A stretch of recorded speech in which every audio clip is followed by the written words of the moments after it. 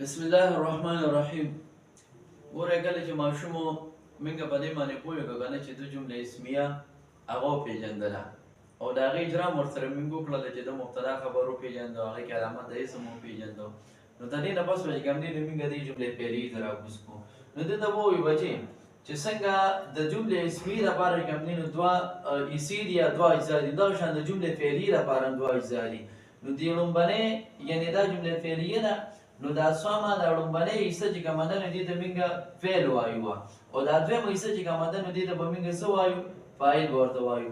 یعنې موږ د ماشوم نه تپوس کوو دې طریقې سره به موږ تپوس کوو چې بچې صام محمودون اوس دا جمله اسمیه ده او که جمله فعلیه ده؟ نو هغه وایي چې دا جمله فعلیه ده.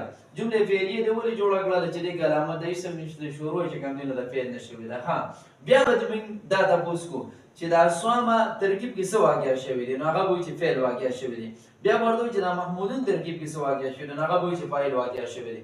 په دې طریقې سره چې کوم دی نو ماشوم څه کوو هغه به وچلو. دغه شان ذهب بکرون ورته به ووایو چې دا جمله اسمیه ده که فعلیه ده؟ فعلیه ده. دا ذهب چې کوم دی ترکیب کې څه واقع دی؟ هغه وایي چې دا فعل واقع دی. دا بکرون ولې څه دی؟ دا ولې فاعل دی. قام زیدون دا کام چې کوم دی جمله اسمیه ده، دا کام زیدون جمله اسمیه ده که جمله فعلیه ده؟ نو دا جمله فعلیه ده. نو دا کام ترکیب کې څه واقع شوی دی؟ فعل واقع شوی دی. او زیدون ولې څه دی؟ دا ولې فاعل دی.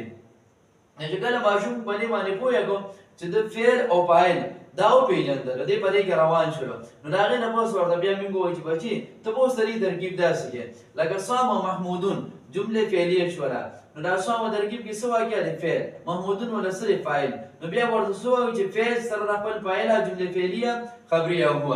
دغه شان ذهب بکرون جمله اسمیه ده که جمله فعلیه ده؟ جمله اسمیه ده. ذهب چې کوم دی ترکیب کې څه واقع دی؟ فعل واقع دی. بکرون ولې څه دی؟ فاعل دی.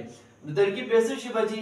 فعل سره خپل فاعله جمله فعلیه خبریه. دغه شان قام زیدون جمله اسمیه ده که جمله فعلیه ده؟ جمله فعلیه ده. قام ترکیب کې څه واقع دی؟ فعل واقع دی. دا زیدون ولې څه دی؟ دا ولې فاعل دی. فعل سره خپل فاعله جمله فعلیه خبریه چې په دې کې د سره موږ اجرا وکړله د فعل فاعل هم مضبوط وپېژندو. نو د هغې نه پس ورته بیا موږ وایو چې بچي یو علامت د اسم درته کوم دی نو بل ښیمه ورته به ووایو چې دا فاعل کوم واقع شوی دی؟ دا زیدون بکرون یا دا محمودون، یعنی چې څومره فاعلونه دي چې کوم ځای کې د فعل نه پس فاعل راغلی یا نو دا فاعل هم علامت د اسم دی. دا به چې کوم دی نو سیه دا به مو اسم وي، دا به چې کوم دی نو یعنې دا علامت د اسم دی. څنګه چې موږ مبتدا علامت د اسم وګرځو او بیا دې ورته ووایو چې په کتاب کې علم النحو کې لیکلي دي یا چې کوم دی نو نورو کتابونو کې څه ورکړي دي، نو هغې د مبتدا او فاعل د دواړو د چې کوم دی نو نوم د مسند الیه ورکړی دی. خو دا مسند الیه څه دی؟ دا چې کوم دی نو مبتدا وي یا به چې کوم دی نو فاعل وي یا به دغه شان چې کوم دی ورسره نایب فاعل وي.